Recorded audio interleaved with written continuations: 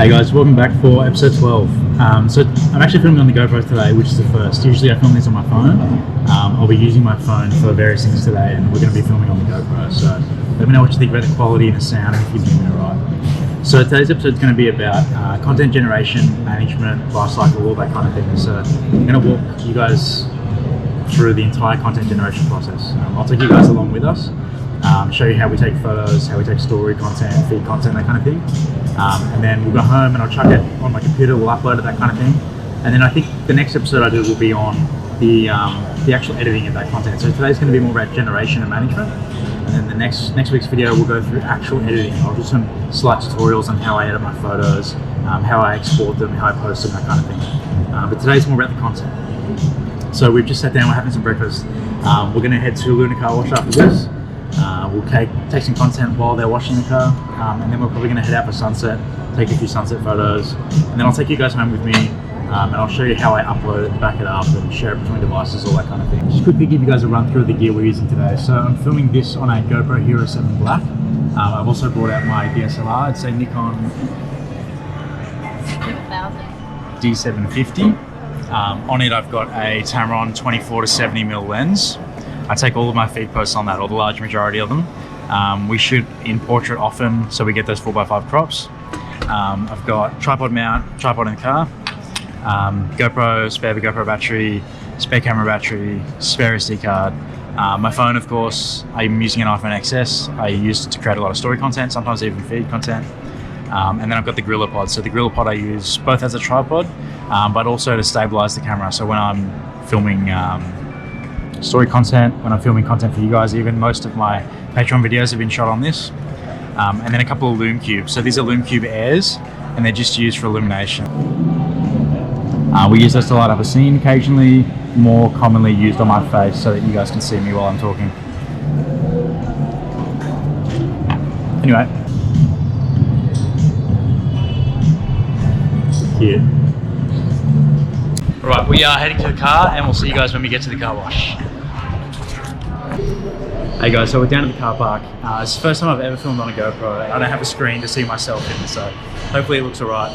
But we're down here creating content. I've got Sky behind me with the camera, we've got the phone and the GoPro. So today I'll be using the GoPro to film this, obviously, so I haven't got use of that.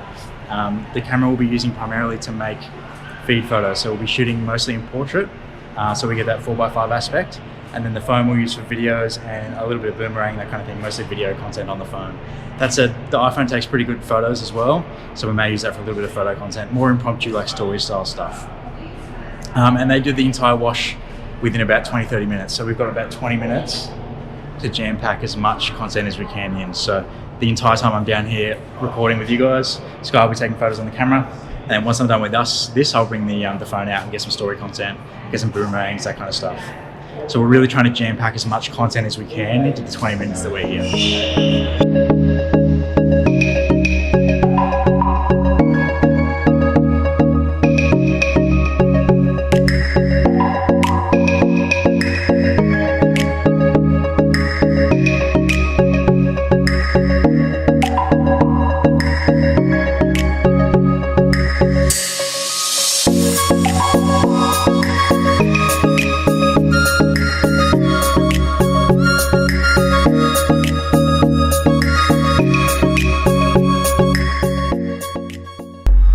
So we're headed to our photo location. It's a rooftop car park and it's just around sunset time, so we're going to take some sunset photos, but on the drive there as well. So Sky's got the camera out.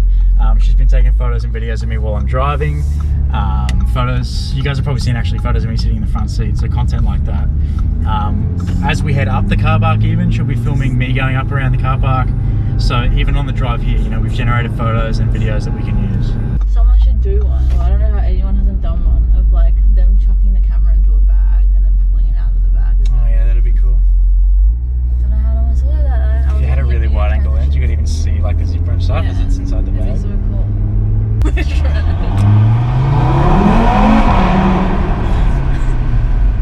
Yeah. So we've actually just arrived at the car park. Not even at the roof yet. We're on the way up and we've realised, we've noticed a really beautiful little spot. Sun rays shining through. So we pulled over immediately. We're gonna manoeuvre the car into place and then get a photo in the first spot we notice.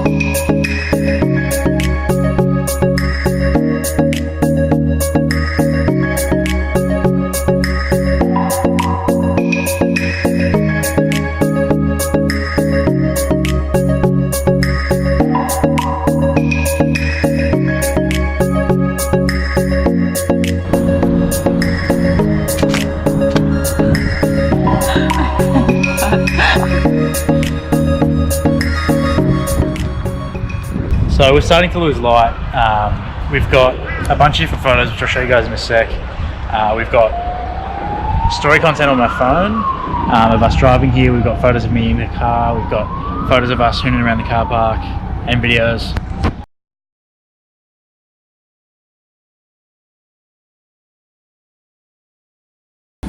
So from here we'll head home, and I'll show you guys how I import and how I manage all the content that we've just created. See you guys soon.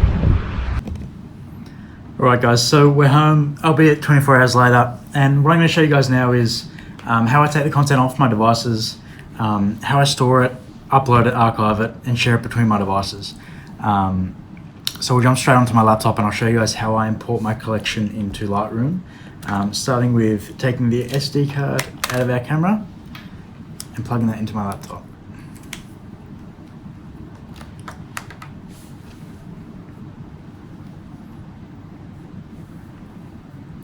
So the first thing I do is open up Lightroom.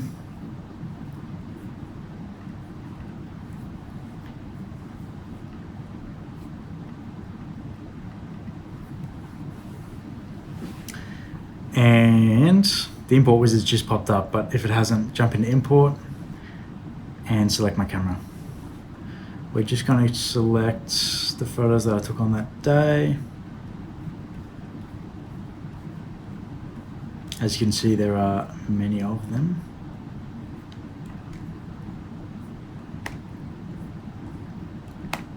And I'm going to import them into a Google Drive structure. So I've chosen to use Google Drive as my cloud hosting provider. And I've got a setup that involves a folder structure on my computer here. And everything within these folders is automatically backed up to my Google Drive and synced across all of my devices. So I have this same setup on my PC, I have this set up on my laptop, and it's all accessible from my phone. So anything that I place in here, I can download it onto my phone, I can post straight onto Instagram, or if I wanted to edit these on my computer, I could jump across onto my computer and they would all be accessible. They're also backed up, and I think from memory I'm paying around $10 a month for 1 terabyte of storage, which is quite a bit. So I haven't had to do any purge or anything like that yet. So we'll jump in and we'll import these. The folder structure I use specifically, so I've already created a folder for the day that we shot. I use the following folders: output, master, and capture. So in capture, we store all of the original files, the original captures, videos, photos that we took on the day. Our master is like our working folder, so I store my PSDs in here, Premiere project files, that kind of thing. And then output is where I put my photos prior to posting. So the output folder is what I commonly access from my phone before I post a photo to Instagram. I'll download it from the output folder. So to give you an example, within the Boston's folder, we've got the original captures that we took. The master is our working folder, and then in the output, we've got the completely edited photos. So today we will be importing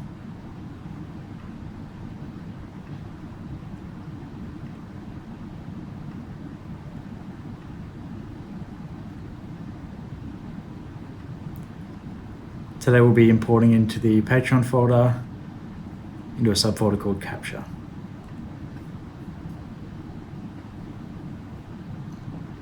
Now what that actually does is copy all of the files off my SD card onto my local hard drive, while also importing them into my Lightroom catalog.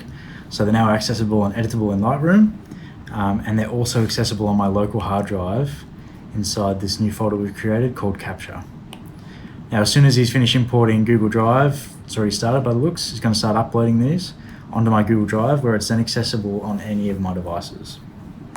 So this is sort of like the first step to my content management and lifecycle process. That pretty much wraps this up. We've gone through capturing and creating content. We've gone through how we bring it home and how we upload and archive it.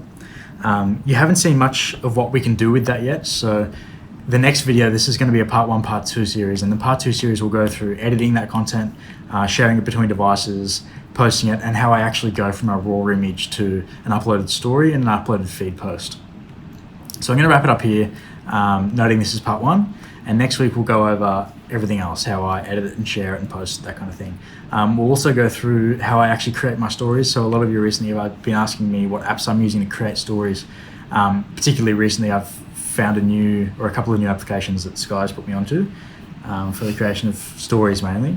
And I've been using them quite successfully. I am really enjoying those apps. So we'll cover all that stuff in next week's video. If you have any questions for the next video, send them through. Thank you guys for watching. And yeah, keep an eye out for Monday. Especially if you watch this one, Mondays will be doubly as important because there's really a part 2 to this video. Thank you guys. See you next week.